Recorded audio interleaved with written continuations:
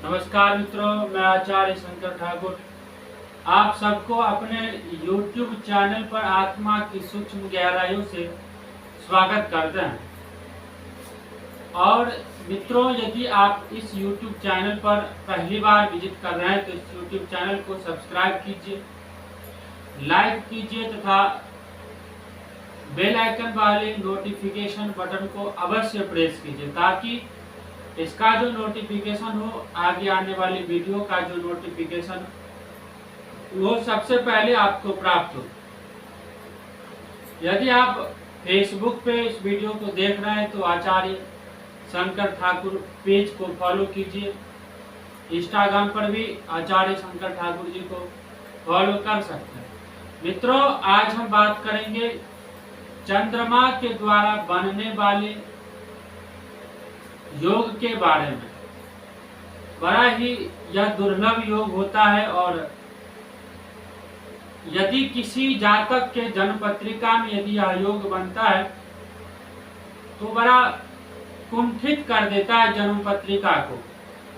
ऐसे योग को हम केमद्रुम योग कहते हैं।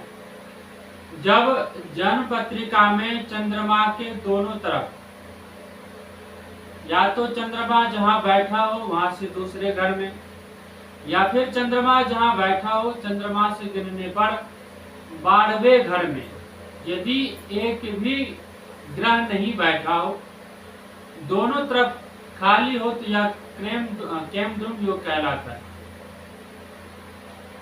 ऐसे योग में जन्मे जातक का जीवन बड़ा संघर्षशील रहता है और जीवन कुंठित हो जाता है। ज्यादातर इनके जीवन में अवसाद घर कर लेता है। डिप्रेशन में आधी जिंदगी निकल जाती है। पता ही नहीं चलता कि यह अचानक से परेशानी क्यों आया और इस आए हुए परेशानी का कारण क्या है। क्योंकि चंद्रमा जब अकेला हो और दोनों तरफ कोई ग्रह ना हो तो चंद्रमा पर अंकुश लगाने वाला कोई नहीं होता है। चंद्रमा निरंकुश हो जाता है और मन को बेचैन कर देता है। मन मर्जी व्यवहार करता है चंद्रमा। और चंद्रमा जब पीड़ित हो, नीच राशि में हो या सूर्य के साथ हो, राहु केतु शनि के साथ हो, तो ऐसे स्थिति में चंद्रमा को पीड़ित चंद्र माना जाता है। और पीड़ित चंद्र कभी भी मन को स्थिर नहीं रहने देता। ऐसे योग में जन्मे जातक बड़ा संघर्ष करके आगे बढ़ता है। जीवन में इनको बहुत कम अवसर आगे बढ़ने को मिल पाता है और बहुत कम ही यह आगे बढ़ पाते हैं। ऐसे योग में जन्मे जातक का जीवन कुंठित हो जाता है, यह ज्यादा दूर तक नहीं सोच पाता। लेकिन कई जन्म पत्रिका में यह भी देखा गया है कि केमद्रुम योग में जन्मे जातक का जीवन बड़ा आलीशान रहता। कहते हैं ना कि इनका मकान बड़ा आलीशान है। ऐसे योग में जन्मे जातक भी बड़ा ही भले ही संघर्ष करना पड़ता है, लेकिन संघर्ष करने के बाद आगे निकलता है और संघर्ष के बाद मनुष्य के जीवन में एकाएक परिवर्तन होता है और वह इस परिवर्तन के बल पर संसार में एक अलग पहचान बनाने में सफल हो जाता है। ऐसे योग में जन्मे जातक बड़े वैभवशाली, सुखी, संपन्न भी होते हैं और कुंठित जीवन जीने वाले भी होते हैं। अब ऐसे योग में जो जातक जन्म लेते हैं वो वैभवशाली कैसे हो जाते हैं? आप लोगों के मन में यह प्रश्न जरूर उभरेगा कि अभी तो पंडित जी ने कहा है कि ऐसे योग में जन्मे जातक का जीवन बड़ा संघर्षमय रहता है और अभी आपने बात को पलट दिया कि कह रहे हो कि वैभवशाली हो जाता है। मित्रों, जब यह केमद्रुम योग केंद्र में बनता है और चंद्रमा जिस राशि में होता है और उस राशि के जो स्वामी होता है वो केंद्र में जाकर के बैठ जाए, तो फिर यह केमद्रुम योग जो है वह नष्ट हो जाता है। इस योग का उतना ज्यादा फल नहीं मिल पाता और मनुष्य सफल जीवन व्यतीत करता है। या फिर दोनों तरफ से यदि आपके पास जन्मपत्री है तो आप निकाल लीजिए। जैसे मान लीजिए कि दूसरे घर में चंद्रमा बैठा है और ना तो लग्न में कोई ग्रह बैठा है, ना तीसरे स्थान में पराक्रम भाव में कोई ग्रह बैठा है, लेकिन चंद्रमा को मंगल की 4 दृष्टि होती है, 3 दृष्टि होती है, 4, 7 और 8। यदि मंगल कहीं से भी बैठकर लग्न को देख रहा है या फिर तीसरे भाव को देख रहा है तो ऐसी स्थिति में केमद्रुम योग समाप्त हो जाता है। केमद्रुम योग का कोई प्रभाव नहीं रहता है और जीवन मनुष्य का सफल हो जाता है।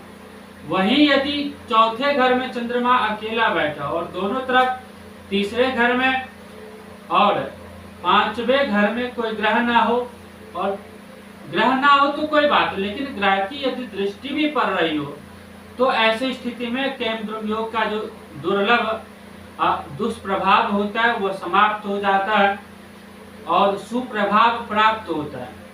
मान लीजिए अब दूसरा ये योग भी है कि यदि चंद्रदेव से गुरु या तो दूसरे स्थान बैठो या फिर 6ठे घर में बैठे हो या 8वें घर में बैठे हो या 12वें घर में बैठे हो, ऐसे स्थिति में भी केमद्रुम योग का निर्माण होता है। यदि चंद्रदेव से गुरु द्वादश स्थान में जाकर बैठ गया तो भी केमद्रुम योग का निर्माण होता है। और केमद्रुम योग में जन्मे जातक चंद्रदेव से प्रीत रहता है। चंद्रदेव जिसका प्रीत हो जाता है उसके जीवन में लक्ष्मी की कमी आ जाती है, स्थिर लक्ष्मी नहीं रह पाता, यानी कि लिक्विड कैश की कमी रहने लग जाती है ऐसे लोगों के जीवन में। चंद्रदेव कमजोर होने से मन परेशान रहता है, शिक्षा में व्यवधान आता है, रोजगार में व्यवधान आता है, कई तरह की समस्याओं का सामना करना पड़ता है। अब बात करते हैं केमद्रुम योग तो बन गया, और केमद्रुम योग कैसे बना इसके बारे में हमने जाना, लेकिन इसका दुष्प्रभाव को सुप्रभाव में कैसे बदला जाए। मित्रों, यदि किसी के पास जन्म पत्रिका हो और चंद्रदेव ऐसे स्थिति में हो तो आप चंद्रदेव का नग आता है, रत्न आता है मोती लीजिए और किसी सोमवार को जो सबसे हाथ की छोटी उंगली है, कनिष्ठिका उंगली, इस उंगली में चांदी में जरवाकर रत्न धारण कीजिए। लेकिन उसमें एक उपाय आपको यह भी करना है कि किसी सुयोग्य पंडित को बुलाकर, किसी सुयोग्य विद्वान ब्राह्मण को बुलाकर 41,000 चंद्रदेव के मंत्रों से उस अंगूठी को अभिमंत्रित करना पड़ेगा, तब जाकर आप उस अभिमंत्रित अंगूठी को धारण कीजिए। और जब आप इस अभिमंत्रित अंगूठी को धारण करते हैं तब आपको जो केमद्रुम योग का दुष्प्रभाव आपके जीवन पर पड़ रहा था, यह दुष्प्रभाव दूर हो जाएगा और आपके जीवन में सुप्रभाव आ जाएगा। यदि आप केमद्रुम योग से पीड़ित हैं तो आप अपने घर में आपकी जितने भी माँ या माँ से संबंधित जितने भी रिश्ता, जैसे कि मौसी, बुआ, फूफा आदि सभी रिश्तों को आप सम्मान की दृष्टि से देखें। आप प्रत्येक दिन अपने माँ का आशीर्वाद लें। यदि आपकी माँ मृत अवस्था में है और तो फिर उनके तस्वीर को छूकर प्रणाम करें और उनका शुभ आशीर्वाद प्राप्त करें। इससे भी आपको जो है केमद्रुम योग का दुष्प्रभाव में कमी आता है। मित्रों, यदि आप इस चैनल पर पहली बार विजिट कर रहे हैं तो आचार्य शंकर ठाकुर यूट्यूब चैनल को सब्सक्राइब कीजिए, लाइक कीजिए तथा बेल आइकन वाले बटन को अवश्य दबाइए ताकि इसका नोटिफिकेशन आपको प्राप्त हो। मित्रों, इस वीडियो को आप अपने इष्ट मित्रों में भी शेयर कीजिए ताकि यदि किसी जातक के जन्म पत्रिका में केमद्रुम योग जैसे दुष्प्रभाव का निर्माण हो रहा है तो इस वीडियो को देखकर बनने वाले दुष्प्रभाव को दूर करें और अपने जीवन में संघर्ष को कम करें। भगवान आप सबको सुखी समृद्धिशाली बनाए रखे। तब तक के लिए नमस्कार।